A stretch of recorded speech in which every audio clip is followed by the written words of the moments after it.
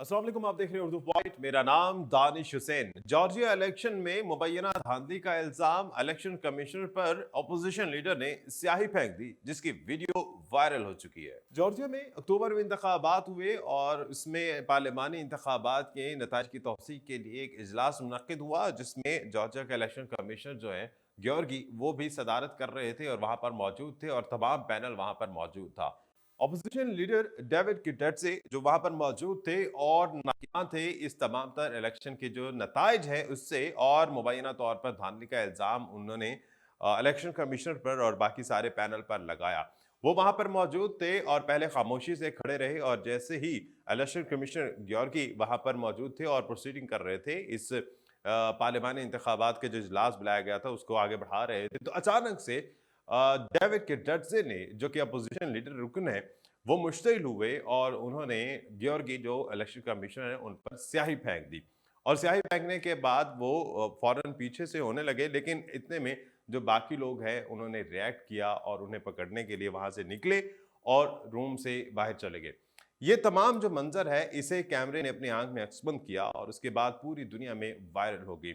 और इत्तेफाक ऐसा हुआ कि अपोजिशन लीडर ने जो निशाना बनाया वो चूका नहीं, और वो एग्जैक्ट उनकी इलेक्शन कमीशन पर लगा और उनकी जो बाएं आंख है वो भी इससे मुतासिर हुई थी।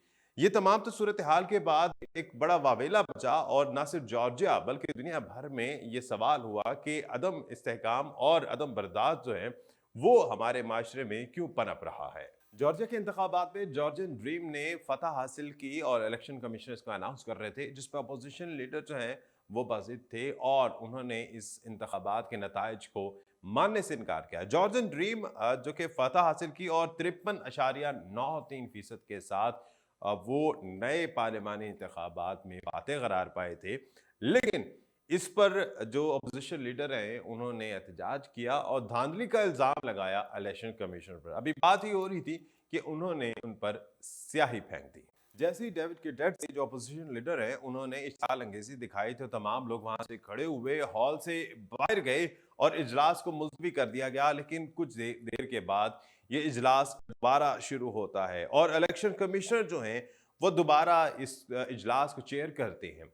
उनकी बाएं आंख जिससे मुतासिर होती है और वो उस पर एक पट्टी या बैंडेज लगा के दोबारा इस इजलास को शुरू करते हैं, और उसके बाद ये तस्वीर भी उनकी वायरल होती है और दुनिया भर में एक पैगाम जाता है कि इस तरह के मामलात जो हैं उससे या इस तरह की इश्तियाल अंगेजी से किसी भी किस्म की प्रोसीडिंग या इजलास या किसी भी किस्म का कोई भी कार्रवाई है उसमें खलल नहीं डाला जा सकता या रखना नहीं डाला जा सकता।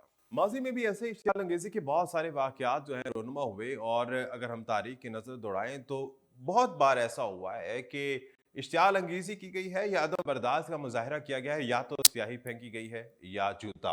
बहुत बड़ी बड़ी सुपर पावर्स के लीडर्स जो है इसकी जद में आ चुके हैं। कई लीडरान पर, कई प्राइम मिनिस्टर पर या सदूर पर जूते फेंके गए हैं और उसके बाद उनको इसके खमियाजा भी भुगतना पड़ा है, जो लोग इस तरह की कार्रवाई करते रहे हैं। और साथ साथ ऐसा भी हुआ कि कई दफा बैनर्स पर, जो पॉलिटिशियंस के बैनर्स लगे होते हैं, वहां पर भी स्याही फेंकी गई है। और इस तरह के वाकयात हमें पाकिस्तान में, भारत में भी मिलते हैं। बरसगीर में भी ऐसे वाकयात बहुत से रोनुमा हुए हैं। आपको याद होगा कि माजी में खालिद आसिफ पर भी स्याही फेंकी गई थी। इसके अलावा भारत के जो सीएम दिल्ली हैं अरविंद केजरीवाल, उन पर भी मुतअद्दिद बार इस तरह की अटैम्प्ट्स हुई हैं, और जिसको हमेशा लोगों ने इस तरह की इश्तियाल अंगेजी को कंडेम किया है।